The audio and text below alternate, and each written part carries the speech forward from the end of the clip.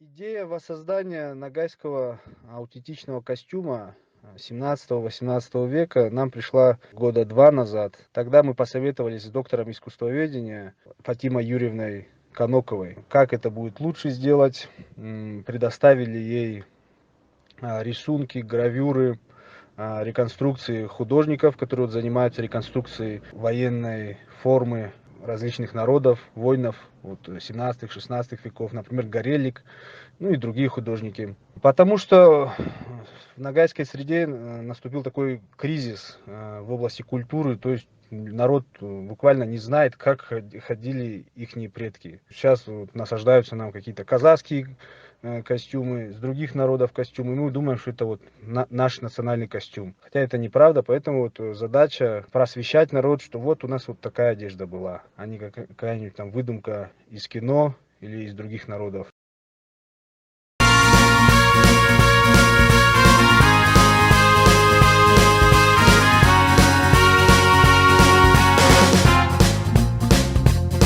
В долинах рек, как часто с давних пор, я воздвигал, кочуя свой шатер. Об этом не сожалею.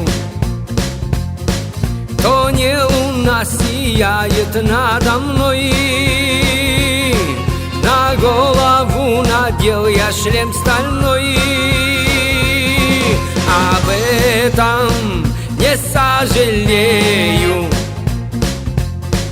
Верблюд с поклажей весь мой караван. Я обошел немало дальних стран. По всей степи из лучших табунов я выбирал горячих скакунов,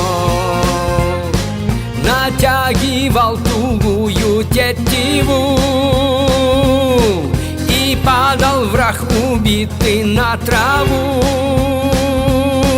Об этом не сожалею. Топор держала крепкая рука, и каждая стрела была метка. Об этом не сожалею. Верблюд с поклажей весь мой караван. Я обошел немало дальних стран. По всей степи из лучших табунов я выбирал горячих скакунов.